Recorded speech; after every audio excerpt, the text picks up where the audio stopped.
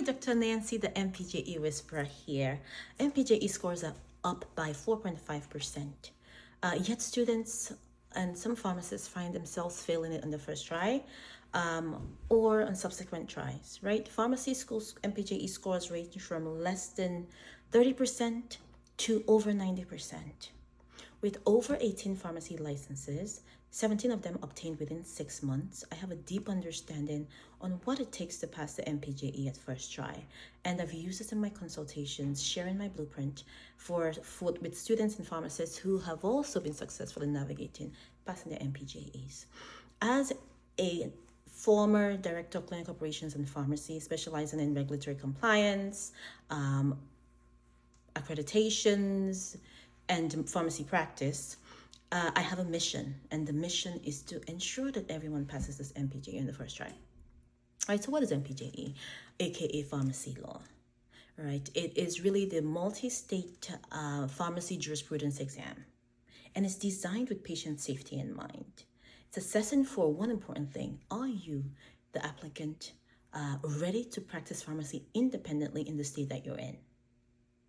Right, and it does this by checking on your federal law knowledge and your state law knowledge, and how you're able to apply this to real life scenario.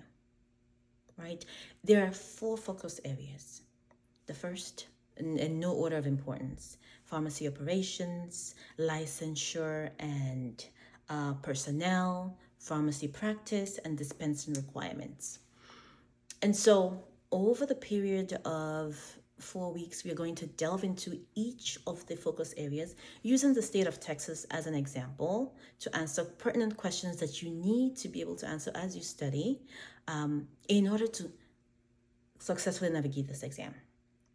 When people come to me during consult, and they're usually anxious because we spend so much time as pharmacy students focusing on pharmacology, pharmacokinetics, and other things, preparing for NAPLEX, right? Which is rightfully so. We don't spend nearly enough time preparing for pharmacy law, and so there is a level of anxiety that surrounds that exam because we are used to preparing for years for something, and here is something that we spent maybe 1 or 2 classes on, and now we have to get tested on it, right? It's kind of against the way we think.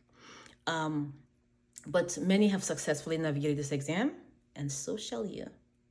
Right? So when they come to me, the first thing I tell them is, you are familiar with NABP.pharmacy, right? National Association of Board of Pharmacies, a nonprofit organization that is in collaboration with approximately 46 state board of pharmacies across the state. This is where we go when pharmacies need to do license transfer, get authorization to test, monitor continuing pharmacy education credits and requirements and things of such. It's an important website to have in your pocket as a pharmacist. It is the website where you go to keep up with innovations in the field. One of many, right? But this is a very important one. And so I tell them, when you get on the website, spend some time, take a look and see how historically your school has performed in MPJE. And these are for not only graduates, but students who are thinking about going to pharmacy school, right? Take a look and see the school that you're accepted in, and how have they performed, so you know how to prepare. Right, and then you can subscribe this newsletter that they have.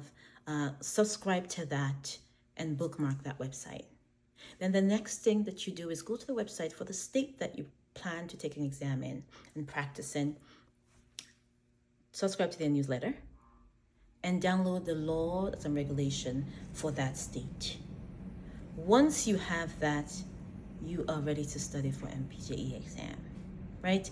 In subsequent videos, our next video, we are going to go into area of focus number 1, right? How do we break down the study material? What questions should we be asking ourselves as we read? And how do we prepare that review note that will ensure that we successfully retain the information and have a reference to review just before the exam, right? So till next time, share, like, put comments in, ask questions. There shouldn't be so many, it's just the beginning, but you may have some already. If you have already registered and your exam is looming, I do have a free study guide, and the link will be provided below, and you can use that to quickly get things together. It does have my breakdown of how I prepare or how I prepared for these exams, sometimes taking 4 exams in 1 month when I did get those licenses. So till next time, have a great day, and let's help everyone pass this exam on the first try.